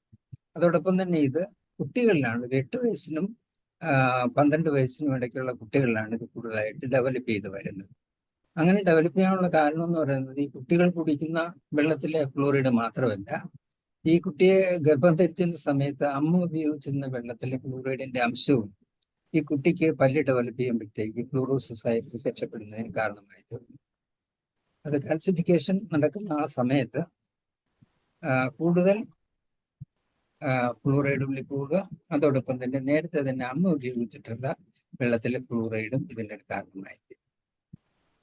ഇതാണ് ഒരു നോർമൽ ട്രാൻസ്ലൂസൻറ്റ് ഇനാമൽ, വളരെ എന്താ പറയുന്ന ഐവറി ടിൻറ്റഡ് വൈറ്റ് കളർ, നല്ല സൗന്ദര്യമുള്ള ഈ പല്ല്. എന്നാൽ ഈ പല്ലിന്റെ രൂപം മാറും. ഇതിന്റെ നോർമൽ സ്റ്റേജ് വളരെ സ്മൂത്ത് ആയിരിക്കും, ഗ്ലൗസി ആയിരിക്കും, നല്ല വൈറ്റ് ട്രാൻസ്ലൂഷൻ സർഫസ് ആയിരിക്കും. ക്വസ്റ്റനബിൾ ഫ്ലൂറോസിസിന്റെ കാര്യത്തിലാണെങ്കിൽ ചെറിയ വൈറ്റ് ഫ്ലാക്സും വൈറ്റ് സ്പോട്സും ഉണ്ടാകും. പിന്നെ very mild, small opaque paper white areas covering less than 25% of the tooth surface. Tooth സർഫസിൽ ഏതാണ്ട് 25% താഴെ ഏരിയയിൽ ബാധിക്കുക. എന്നാൽ മൈൽഡ് ആകുമ്പോഴത്തേക്ക് കുറച്ചുകൂടെ 50% വരെ ടൂത്ത് സർഫസിനെ ബാധിക്കും. മോഡറേറ്റ് ആകുമ്പോഴത്തേക്ക് കുറച്ചുകൂടെ all tooth surfaces may be affected. എല്ലാ പല്ലിന്റെ എല്ലാ ഭാഗങ്ങളും അഫക്റ്റ് ചെയ്യും, ബ്രൗൺ സ്റ്റെയിൻ ഉണ്ടാവുകയും ചെയ്യും. സിവിയർ ആകുമ്പോഴത്തേക്ക് എല്ലാ ടൂത്ത് സർഫസിനെയും ഇത് ബാധിക്കുകയും വളരെ വ്യാപകമായി പല്ലിലെല്ലാം തന്നെ ഈ ഒരു മഞ്ഞ പിഗ്മെന്റേഷനും ഒരു ഡേർട്ടി അപ്പിയറൻസും നമുക്ക് കാണാൻ സാധിക്കും. ഇത് ഗ്രേഡ് 1 ഫ്ലൂറോസിസിന്റെ ഒരു ഇൻസിസേഴ്സ് ആണ് ഈ കാണുന്നത്. നമുക്ക് കാണാം, അതായത് പല്ലിന്റെ അകത്തായിട്ട് തന്നെ ഇനാമിലിന്റെ അകത്ത് ഭാഗത്ത് ചോക്കി വെയിറ്റ് പാച്ചസ്. ശരിക്കും ഇതിനെ കുറിച്ച് സൂചിപ്പിക്കുന്നത് എന്തുകൊണ്ടാണ് ഇങ്ങനെ ഒരു ഒരു ഒരു ചേഞ്ച് ഉണ്ടാകുന്നതിനെ കുറിച്ച് വളരെ കൂടുതൽ അന്വേഷിച്ചിട്ട് കണ്ടെത്താൻ സാധിച്ചിട്ടില്ല. ഏതായാലും ഇങ്ങനെ ഒരു ചോക്കി വൈറ്റ് പാച്ചസ് ഉള്ളതിനെയാണ് നമുക്ക് ഒരു ഗ്രേഡ് 1 ഫ്ലൂറോസിസ് എന്ന് പറയാറുള്ളത്. അത് കഴിഞ്ഞാൽ പിന്നെ കുറച്ചുകൂടെ ഒരു ഗ്രേഡ് 2, കുറച്ചുകൂടെ പല്ലിന്റെ എല്ലാ ഭാഗങ്ങളിലും ആ ചോക്കി വൈറ്റ് പാച്ചസ് സ്പ്രെഡ് ചെയ്യുകയും മിക്കവാറും എല്ലാ പല്ലിന്റെ അണപ്പല്ലിൽ ഉൾപ്പെടെ അത് കാണുകയും ചെയ്യുന്ന ഒരു അവസ്ഥയാണ്. ഗ്രേഡ് 3 എന്ന് പറയുമ്പോഴത്തേക്ക് നേരത്തെ ഞാൻ സൂചിപ്പിച്ചതുപോലെ നമുക്ക് ബ്രൗൺ പിഗ്മെന്റേഷൻ കാണുക, കറുപ്പ് പാടുകൾ വീഴുക, പിന്നെ പല്ലിന്റെ മുൻവശത്ത് പല്ല് പൊട്ടിപ്പോവുക, അടർന്നു പോവുക, അങ്ങനെയൊക്കെയുള്ള കാര്യങ്ങളും അല്ലെങ്കിൽ സാഹചര്യങ്ങളും ഉണ്ടായിരുന്നു. പിന്നെ ഡിഫോമിറ്റി ടു ദി ബോൺ നേരത്തെ സൂചിപ്പിച്ചു. Neck rigidity, joint pain, neurological problems. അതിന്റെ കാരണം എന്ന് പറയുന്നത് നേരത്തെ പറഞ്ഞത് തന്നെ എല്ല് വിരൂപമായിട്ട് വളരുന്നു. അങ്ങനെ വിരൂപമായിട്ട് വളരുമ്പോഴത്തേക്ക് ബോൺ നെർവ്സിനെ പ്രസ് ചെയ്യുന്നു. അതുകൊണ്ടുള്ള ആരോഗ്യ പ്രശ്നം കഴുത്തിനുണ്ടാകാം, നട്ടെല്ലിനുണ്ടാകാം, കൈകാലുകളുടെ ജോയിൻസിനുണ്ടാകാം. അങ്ങനെ എല്ലാ ശരീരഭാഗങ്ങളിലും ന്യൂറോളജിക്കൽ പ്രോബ്ലംസ് ഉണ്ടാകുന്നതിന് കാരണമായി തീരുന്നു.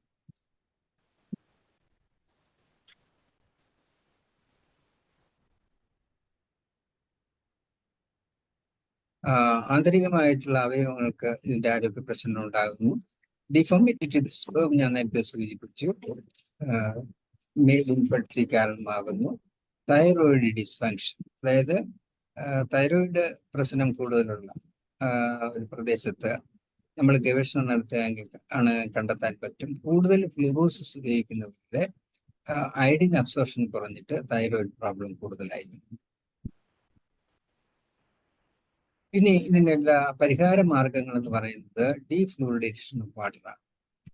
വെള്ളത്തിലെ കൂടുതലായിട്ട് നിത്യേന ഉപയോഗിക്കുന്ന വെള്ളത്തിൽ ഫ്ലൂറൈഡ് കൂടുതലുണ്ടെങ്കിൽ ആ ഫ്ലൂറൈഡ് ഡീഫ്ലൂറിഡേറ്റ് ചെയ്ത് വിതരണം ചെയ്യണം. ഡീഫ്ലൂറിഡേഷൻ എന്ന് പറഞ്ഞ ടെക്നിക്കിന് നേരത്തെ നമ്മൾ സൂചിപ്പിച്ചല്ലോ, കർണാടകത്തിൽ ആന്ധ്രാപ്രദേശും തമിഴ്നാടും ആന്ധ്രാപ്രദേശിലെ നാൽഗൊണ്ടയും പ്രകാശം ഡിസ്ട്രിക്ട്സും വളരെ കൂടുതൽ ഫ്ലൂറസ് ഉള്ള പ്രദേശമാണ്. അങ്ങനെ നാൽഗൊണ്ട എന്ന് പറയുന്ന ഡിസ്ട്രിക്ട് തന്നെ ഡെവലപ്പ് ചെയ്ത ഒരു ടെക്നിക്കാണ് ഡീഫ്ലൂറിഡേഷൻ ടെക്നിക്ക്. അതിനെ നാൽഗൊണ്ട ടെക്നിക്ക് എന്നറിയപ്പെടുന്നു. ആലവും കുമ്മായവും കൂടെ ഒരു പ്രത്യേക അനുപാതത്തിൽ ചേർത്ത് ഫ്ലോക്കുലേറ്റ് ചെയ്ത് വെള്ളത്തിലുള്ള ഫ്ലൂറൈഡിനെ കാൽഷ്യം ഫ്ലൂറൈഡായിട്ട് കൺവേർട്ട് ചെയ്ത് സ്ലഡ്ജ് റിമൂവ് ചെയ്ത് ഓപ്റ്റിമം ഫ്ലൂറൈഡിൽ നിർത്തിക്കൊണ്ട് വിതരണം ചെയ്യുന്ന സമ്പ്രദായത്തിനെയാണ് ഡീഫ്ലൂറിഡേഷൻ എന്ന് പറയുന്ന നാൽഗൊണ്ട ടെക്നിക്കില് defluoridation. NEERI national engineering institute develop ചെയ്ത നാൽഗൊണ്ടയിൽ ഡെവലപ്പ് ചെയ്ത ഒരു ടെക്നിക്സ് ആണ് ഈ നാൽഗൊണ്ട ടെക്നിക്ക്. പിന്നെ ആറോ വാട്ടർ റിവേഴ്സ് ഓസ്മോസിസ് ടെക്നിക്കോടുകൂടി വെള്ളത്തിലെ ഫ്ലൂറൈഡിനെ മാറ്റി ഓപ്റ്റിമൽ ലെവൽ ഫ്ലൂറൈഡ് നിർത്തിക്കൊണ്ട് വിതരണം ചെയ്യുന്ന വെള്ളമാണ് ആറോ വാട്ടർ. ആറോ വാട്ടർ ഉപയോഗിക്കാം.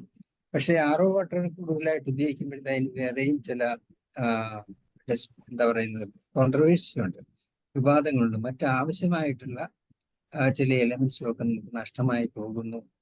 ഫ്ലൂറൈഡും മാത്രമല്ല, അങ്ങനെ വരുമ്പോഴത്തേക്കും നമുക്ക് തുടർച്ചയായിട്ട് ആറോ വാട്ടർ ഉപയോഗിക്കുന്നത് ശരിയല്ല. വെള്ളത്തിന്റെ ഡീഫ്ലൂറിഡേഷൻ തന്നെയാണ് നല്ലത് എന്നാണ് സജസ്റ്റ് ചെയ്യുന്നത്.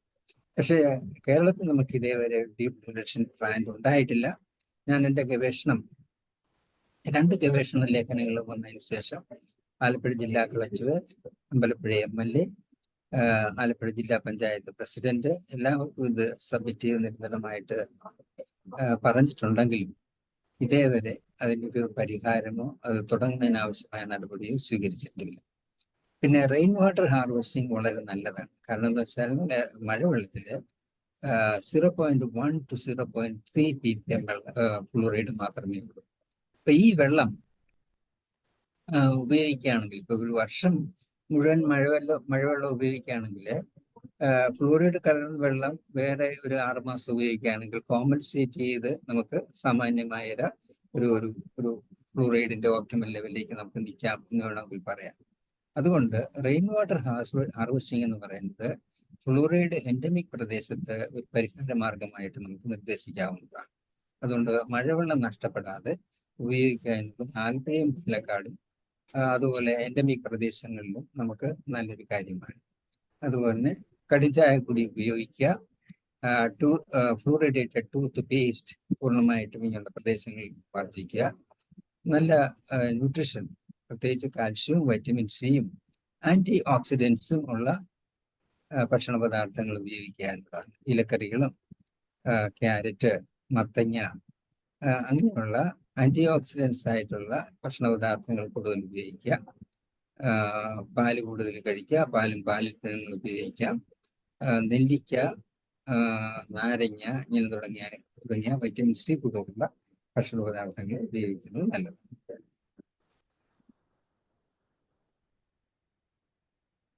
ഇത് സ്ലൈഡിൽ ഒന്നുകൂടെ നമ്മൾ വന്നുള്ളത് നേരത്തെ പറഞ്ഞ കാര്യങ്ങളൊക്കെ തന്നെ.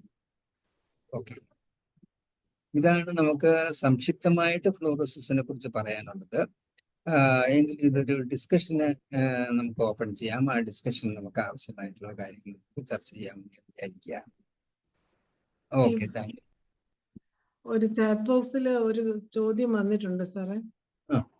ഈ what are the test fluorides? അതെ, ടെസ്റ്റ് എന്ന് പറയുന്നത് എന്നെ കാണാവോ? കാണാം, സാറിനെ കാണാം. ഓക്കെ, ടെസ്റ്റ് എന്ന് പറയുന്നത് ഫ്ലൂറൈഡ് എസ്റ്റിമേഷൻ നമുക്ക് കേരള വാട്ടർ അതോറിറ്റിയിലെ ലാബ് ഉണ്ട്. ആ ലാബിൽ നമ്മൾ ടെസ്റ്റ് ചെയ്തിട്ടാണ് വെള്ളത്തിൽ എത്രമാത്രം ഫ്ലൂറൈഡ് ഉണ്ടെന്ന് കണ്ടെത്തുന്നത്. ഇത് തന്നെ വളരെ കോൺട്രവേഴ്സ്യലായിരുന്നു. അതായത് ഞാൻ 1986 ശ്രീധരിൽ മാസ്റ്റർ ഓഫ് പബ്ലിക് ഹെൽത്തിന് പഠിക്കുമ്പോഴത്തേക്കാണ് ഞാനിത് ഈ സ്റ്റഡി തുടങ്ങിയെന്ന് പറഞ്ഞല്ലോ, പ്രോജക്റ്റിന്റെ അടിസ്ഥാനത്തിൽ. അന്ന് ഈ വെള്ളം ടെസ്റ്റ് ചെയ്ത് ആർട്ടിക്കിൾ പ്രസിദ്ധീകരിച്ച് വന്നപ്പോഴത്തേക്ക് കേരളത്തിലെ 2-3 പബ്ലിക് എക്സ്പെർട്ടുകൾ എന്നോട് പറഞ്ഞു, ഇത് വളരെ TDS ടെസ്റ്റിംഗ് ആണ്, നമുക്ക് നടത്താൻ പറ്റത്തില്ല, കേരളത്തിൽ ഒന്നും ഇത് ചെയ്യുന്നില്ല എന്ന് പറഞ്ഞു. അതിന്റെ ഒരു കമ്മ്യൂണിക്കേഷൻ തന്നെ ആ പറഞ്ഞ ഓതേഴ്സുമായിട്ട് നടത്തിയിട്ട് എനിക്ക് വളരെ ഉത്തമ ബോധ്യമുണ്ട്. കാരണം ആലപ്പുഴ വാട്ടർ അതോറിറ്റിയുടെ പബ്ലിക് ഹെൽത്ത് ലാബിൽ ഇത് ടെസ്റ്റ് ചെയ്ത് ഫ്ലൂറൈഡ് എന്തുമാത്രം ഉണ്ടെന്നുള്ളത് തിട്ടപ്പെടുന്നു എനിക്കറിയാവുന്നതുകൊണ്ട് ഞാൻ അവരെ ചലഞ്ച് ചെയ്തിട്ട് ഞാൻ പറഞ്ഞു, you can come to Alleppey, I will wait for you, we can go and visit the fluoride testing laboratory of water authority in Alappuzha എന്ന് പറഞ്ഞിട്ട് പിന്നെ അവർ വന്ന് പരിശോധിച്ച് ബോധ്യമായതിനു ശേഷം അത് അംഗീകരിച്ചത്. അതുപോലെ തന്നെ ഗ്രൗണ്ട് വാട്ടർ ഡിപ്പാർട്ട്മെന്റിലും ഈ ഫ്ലൂറൈഡ് ടെസ്റ്റിങ്ങിനുള്ള സൗകര്യമുണ്ട്. അപ്പം വെള്ളം ടെസ്റ്റ് ചെയ്ത് മാത്രമേ ഇത് കണ്ടുപിടിക്കാൻ പറ്റൂ എന്നുള്ളത് ഏറ്റവും എന്താ പറയുന്നത് ഒരു ലിമിറ്റേഷൻ തന്നെയാണ്. അല്ലാതെ രുചി കൊണ്ടോ നിറം കൊണ്ടോ മണം കൊണ്ടോ നമുക്ക് വെള്ളത്തിൽ ഫ്ലൂറൈഡ് ഉണ്ടോ എന്നുള്ളത് ചെയ്യാൻ പറ്റത്തില്ല. അതുകൊണ്ട് എന്ത് സംഭവിക്കുന്നു, സാധാരണക്കാരായിട്ടുള്ള ആളുകൾ അവർക്ക് കൊടുക്കുന്ന വെള്ളം അവർ കുടിക്കുന്നു.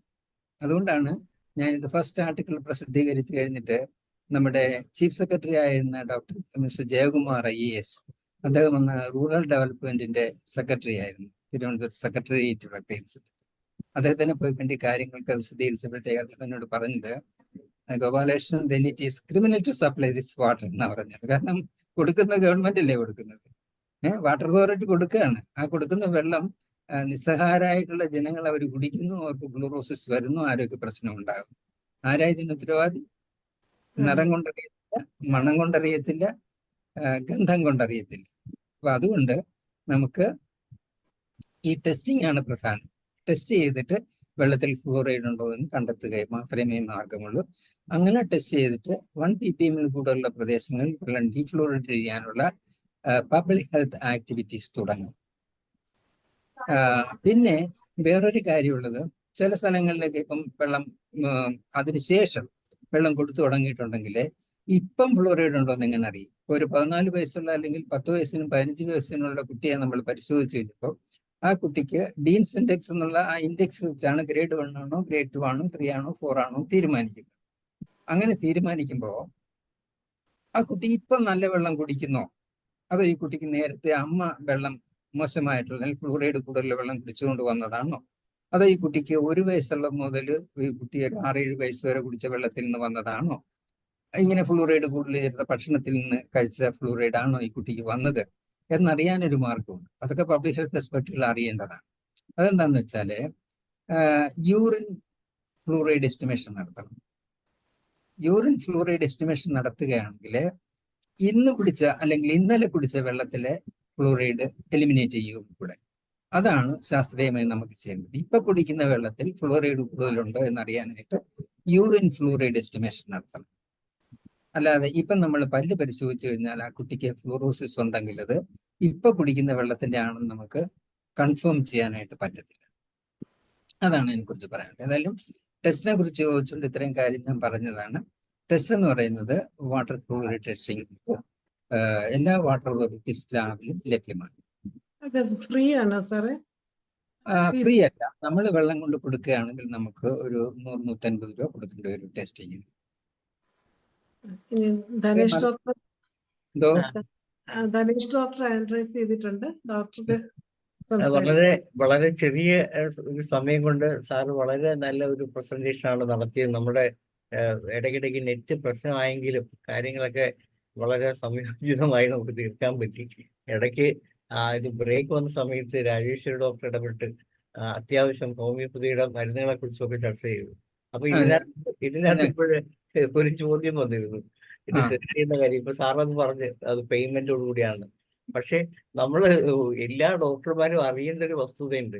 കാരണം ഓരോ പ്രാവശ്യം ടെസ്റ്റ് നമ്മുടെ പഞ്ചായത്തുകളിൽ ഹോമിയോപ്പതി ഡോക്ടർമാര് അല്ല ആര് രജിസ്റ്റർ ചെയ്യണമെങ്കിലും, അത് ഹോമിയോപ്പതി എന്നല്ല, നമ്മുടെ ഏത് സ്ഥാപനം തുടങ്ങുന്നെങ്കിലും അതിനു മുമ്പായിട്ട് വെള്ളം ടെസ്റ്റ് ചെയ്യിക്കണം.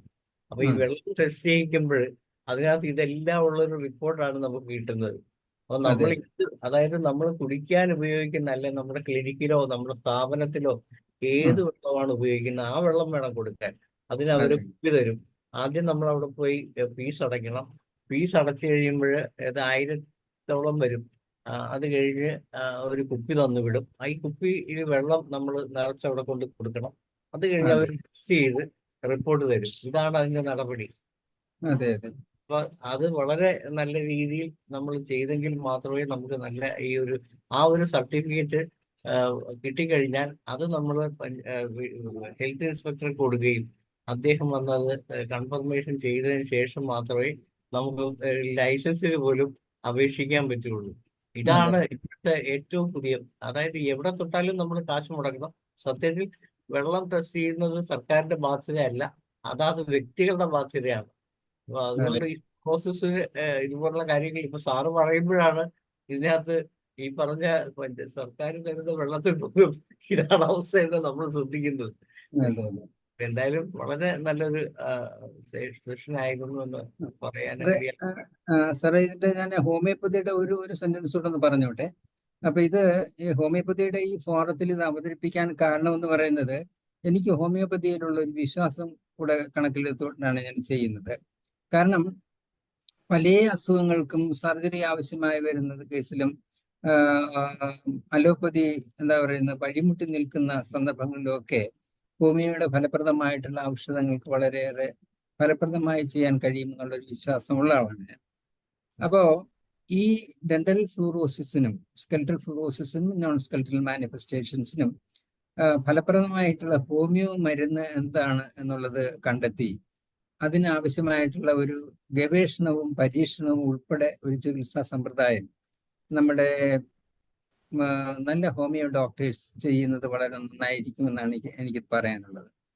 സിംറ്റമറ്റോളജിയും അതുപോലെ തന്നെ ഓരോരുത്തരുടെ സ്വഭാവ രീതിക്ക് അനുസരണമായിട്ടുള്ള ഔഷധങ്ങൾ പ്രത്യേകമായി കണ്ടെത്തി വിരുദ്ധങ്ങളായിട്ടുള്ള ഔഷധങ്ങൾ വരാതെ എന്തൊക്കെ ഔഷധങ്ങൾ ഉപയോഗിച്ചു കഴിഞ്ഞാൽ ഇത് മാറും എന്നുള്ള രീതിയിലുള്ള ഒരു ഗവേഷണോന്മുഖമായ ഒരു അന്വേഷണവും സേവനവും കൂടെ ഇതിൻ്റെ കൂടെ ബന്ധപ്പെടുത്തണമെന്നുള്ള ഒരു ലക്ഷ്യത്തോടു കൂടിയാണ് ഞാനിത് അവതരിപ്പിക്കുന്നത്. അപ്പൊ അതുകൊണ്ട് നമ്മളിത് കേൾക്കുക മാത്രമല്ല വേണ്ടത്, ഇതിന്റെ കാര്യത്തിൽ ഹോമിയോപ്പതിക്ക് എന്ത് ചെയ്യാൻ പറ്റുമെന്നുള്ള കാര്യം നമ്മുടെ ഡോക്ടേഴ്സ് എല്ലാവരും ചിന്തിക്കണം എന്നുള്ളതാണ് എനിക്ക് പറയാനുള്ള മറ്റൊരു കാര്യം.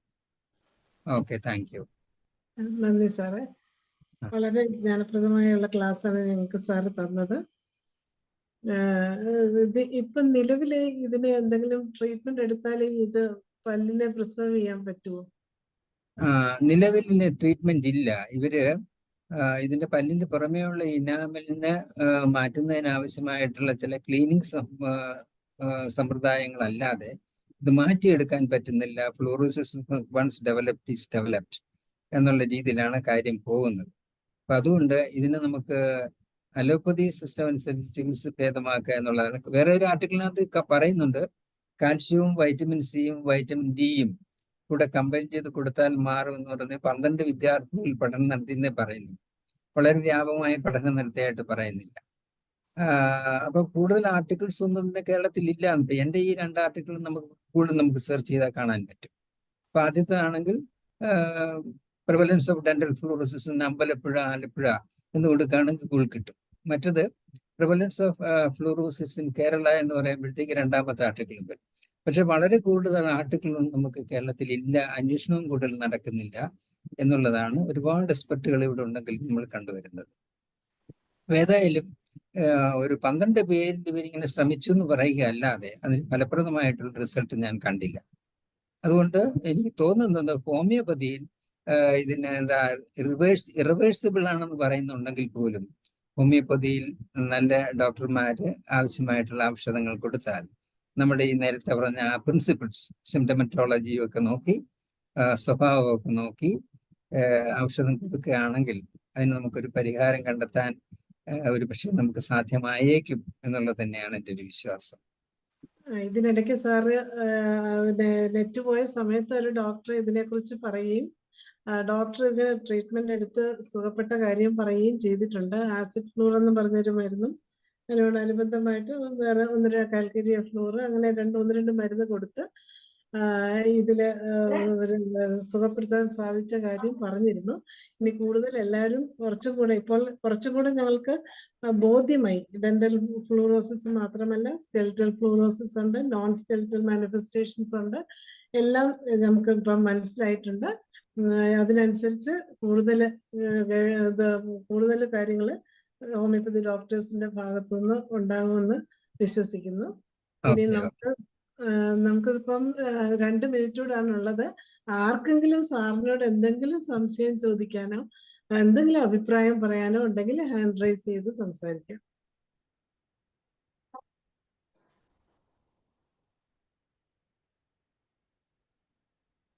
ഏതായാലും ആ പറഞ്ഞ ഡോക്ടറുടെ ആ ഒരു അറിവ് നമ്മൾ ശേഖരിച്ച് വെക്കണം. നമുക്ക് ഒരു പ്രദേശത്ത് ഒന്ന് പ്രയോഗിച്ച് നോക്കണം. എത്രമാത്രം അത് നമുക്ക് സാധ്യമാകും, എത്ര പെർസെൻറ്റേജ് കുറയും നമുക്ക് കണ്ടെത്തണം. അതിന് കണ്ടെത്താനുള്ള സോഴ്സസും അവസരമൊക്കെ ഞാൻ ഉണ്ടാക്കാം. അങ്ങനെ നമുക്കൊന്ന് പരീക്ഷിച്ച് നോക്കണം. എന്തെങ്കിലും സംശയം ഉണ്ടെങ്കിൽ ചോദിക്കും, നമുക്ക് പറയാം. സംശയം ചോദിച്ചാലാണ് കൂടുതലും ശരിക്കും എനിക്ക് പറയാൻ പറ്റുന്നത്. ഞാൻ വിശ്വസിക്കുന്നില്ല എൻ്റെ സ്ലൈഡ് എല്ലാം നല്ലതായിരുന്നു എന്നോ അല്ലെങ്കിൽ വളരെ ഓർഡറിൽ കൂടുതൽ പറയാൻ പറ്റിയെന്നോ എനിക്ക് വിശ്വാസമില്ല. പക്ഷെ എന്നോട് എന്തെങ്കിലും ചോദിക്കുകയാണെങ്കിൽ, നേരത്തെ മാഡം ചോദിച്ചപ്പോൾ അത് വെച്ചുകൊണ്ട് എനിക്ക് കുറച്ച് പറയാൻ പറ്റി, ടെസ്റ്റിന്റെ കാര്യം ചോദിച്ചപ്പോഴത്തേക്ക്. അപ്പൊ അതുപോലെ സംശയം ചോദിക്കുകയാണെങ്കിലാണ് എനിക്ക് കൂടുതൽ സംസാരിക്കാൻ താല്പര്യം. എന്തെങ്കിലും സംശയം ഉണ്ടെങ്കിൽ ചോദിക്കാം. ആർക്കെങ്കിലും എന്തെങ്കിലും സംശയം ഉണ്ടെങ്കിൽ ഇപ്പൊ സാറിനോട് ചോദിക്കാം. ലതാ മനോഹരൻ ഡോക്ടർ ഹാൻഡ് റൈസ് ചെയ്തിട്ടുണ്ട്.